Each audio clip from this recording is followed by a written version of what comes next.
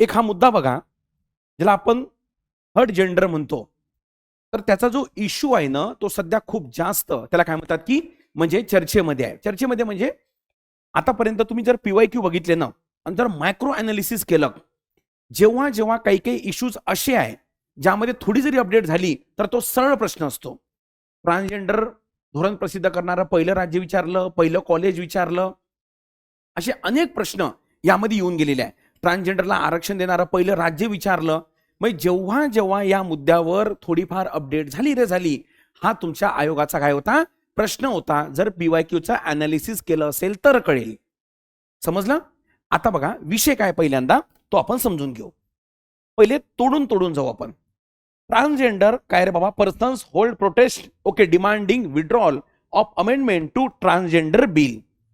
Transgender काय bill, यामध्ये जे अमेंडमेंट सध्या अपेक्षित आहे त्याला विड्रॉल करण्याची मागणी केल्या जात आहे. इंग्रजीत असेल तरी घाबरू नका, एमपीएससी ते असते प्रश्न. कसं इंग्लिश दिसलं की पोरांना वाटतं हे आपल्या कामाचं नाही आहे, कळलं का? म्हणून कट ऑफ थोडे काय होऊन राहिले, कमी पण होऊन राहिले. आता मग ट्रान्सजेंडर बिल थोडं तोडून तोडून विषय समजू आपण, आणि मला असं वाटतं 100% यावर प्रश्न बनला पाहिजे. जुनी गोष्ट आहे, पहिली गोष्ट काय ते समजून घेऊ आपण.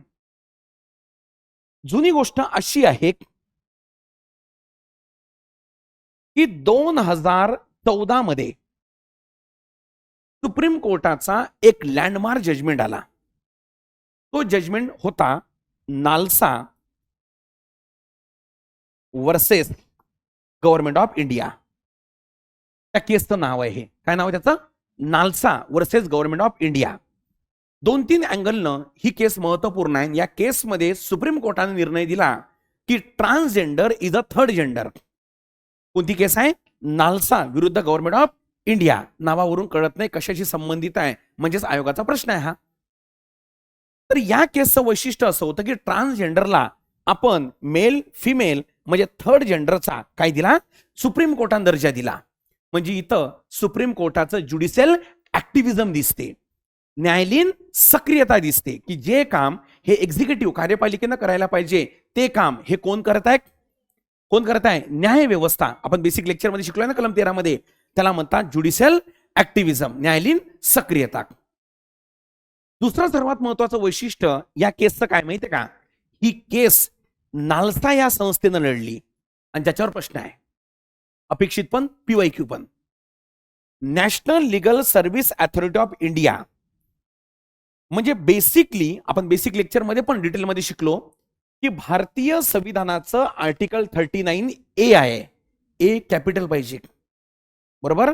या 39A चा अर्थ वेगळा होतो आणि या 39A चा अर्थ वेगळा होतो, जे 42व्या घटना दुरुस्तीनं आपल्या डीपीएसपी मध्ये समाविष्ट केलं आणि ज्याचा उद्देश काय, फ्री लिगल एड, मोफत न्यायिक सल्ला. काय प्रॉब्लेम नाही. आणि या आर्टिकल 39 ला ऍक्टिव्हेट करण्यासाठी गव्हर्नमेंट ऑफ इंडियानं 1987 मध्ये, इयर लक्षात ठेवायचं, एक कायदा पारित केला ज्यानुसार मोफत न्यायिक सल्ल्याविषयी एक स्ट्रक्चर तयार केलं, एक संस्थात्मक बांधणी केली. त्यानुसार या नालसाची स्थापना झाली, बरोबर. नॅशनल लीगल सर्व्हिस अथॉरिटी, जे सुप्रीम कोर्टात तुम्हाला मोफत न्यायिक सल्ला देते. स्टेट लीगल सर्व्हिस अथॉरिटी, जी तुम्हाला हायकोर्टात देते.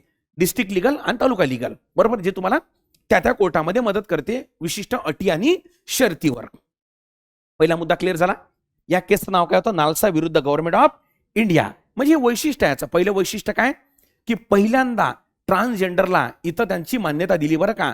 आणि इथं सुप्रीम कोर्टानं कलम 14, 15, 19, 21 या कलमाचा आधार घेतला होता. एवढ्या कलमाचं व्हायोलेशन होत आहे, बरोबर. हे खूप ऐतिहासिक जजमेंट होतं, बरं का, म्हणजे सुप्रीम कोर्टाचं. आणि ही केस कोणी लढली होती, कोणी लढली होती, नालसानं.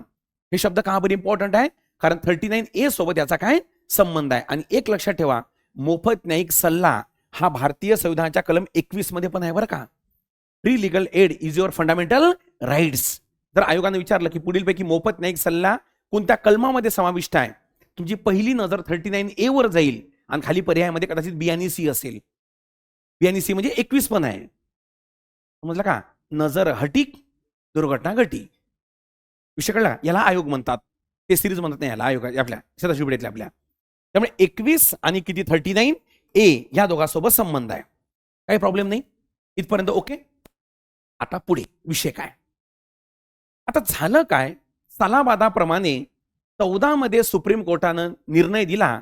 आपण लगेच करणार का कृती, करणार का? आपल्यासारखंच असेल ना सगळा कार्यक्रम. म्हणजे आज आपण समजा रिझल्ट आला नाही आला, आपण 2 वर्षानंतर ऍक्टिव्ह होणार ना रिफॉर्मसाठी. 2019 मध्ये सरकारनं या संदर्भात कायदा केला.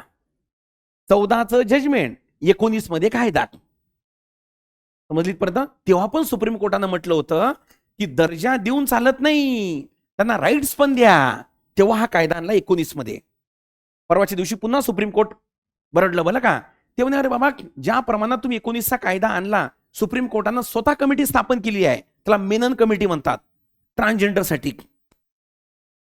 वाचलं नसेलच तुम्ही न्यूजपेपरमध्ये, तो भाग वेगळा, पण न्यूज आली होती. आणि मग आता काय झालं, गव्हर्नमेंटनं काय केलं, तर या 19च्या ऍक्ट मध्ये म्हणजे आता 2026 मध्ये अमेंडमेंट एक केलं. ते काय अमेंडमेंट केलं की ज्याच्यामुळे प्रॉब्लेम होत आहे, 14च्या जजमेंटनुसार आता मेल आणि फिमेल कसं ठरते, 2 शब्द आहे. एकाला म्हणतात जेंडर, एकाला म्हणतात सेक्स. एकाला म्हणतात काय, जेंडर, एकाला म्हणतात सेक्स. दोन फरक काय रे? एकाला म्हणतात जेंडर, एकाला म्हणतात काय, सेक्स.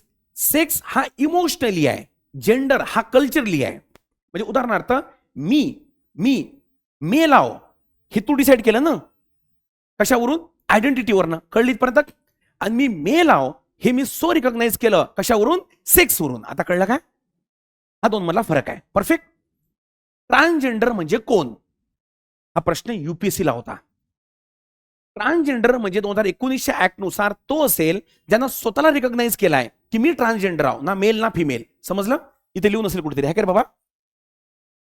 ओके. स्वतःची लैंगिक ओळख ओके ठरण्याचा अधिकार हा काय केला, प्रस्थापित केला. कुठल्या ऍक्ट नुसार, 19च्या.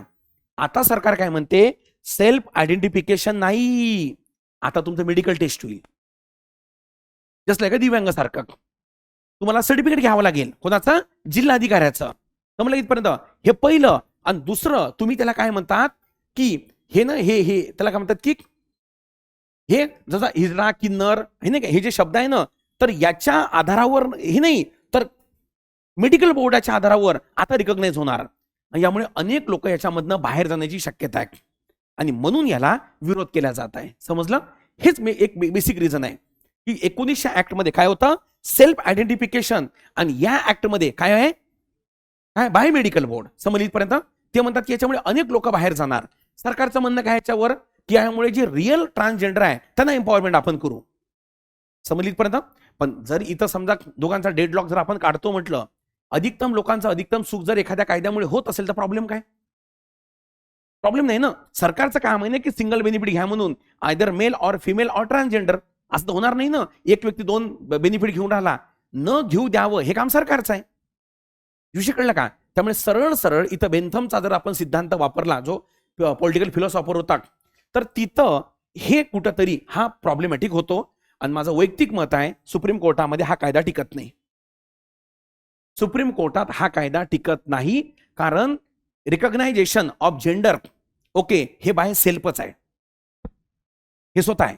आणि एकदा तुम्ही रिकॉग्नाइज केलं तर ते राहिले. दुसरं म्हणजे काय, यामध्ये ज्यानं शस्त्रक्रिया करून आपलं जेंडर बदलवलं. आता काही दिवसांनी बघा ते कोणतरी पेपरमध्ये न्यूज आली होती, कुठल्या तरी क्रिकेटरच्या मुलानं काहीतरी केलं. पेपर वाचताना थोडंफार वाचत, त्याला वेळ भेटला तर. वेळ खूप कमी असतो तुमच्याकडे तसा, नाही का? पुढच्या वर्षी मी तिथं जाऊ बरं का, नापास झाल्यावर. तर या तऱ्हेनं त्याला काय म्हणतात की ते पण याच्यामध्ये काय केलंय, समाविष्ट केलाय. एकदम परफेक्ट. तर इथं फक्त मला असं वाटतं प्रश्न याच्यावर बनत नाही, प्रश्न याच्यावर बनणार. विषय कळलं का? कोणावर? नालसा. खूप लँडमार्क जजमेंट होता बरं का सुप्रीम कोर्टाचा हा, 2000 कितीचा, 14चा. त्यानंतर कंटिन्युअसली तुम्ही 15, 16, 17चे तुम्ही PYQ बघा आयोगाचे, तुम्हाला प्रत्येक जागी हा प्रश्न दिसतो. इथपर्यंत ओके. ऑनलाईन वाले पोरं हो, तुम्हाला आपली ऑफर ही चालू आहे. ह्या कंबो बॅचसाठी तुम्ही याचा वापर करून घेऊ शकता. कोड वापरा ABHI किती रे पोरं, 50. ओके. बाकी तुम्हाला माहितच आहे, अतिरिक्त सांगण्याची गरज वाटत नाही मला. चलो ठीक. इथपर्यंत काही प्रश्न असतील तर मला कमेंट बॉक्समध्ये नक्की सांगा ते. चलो.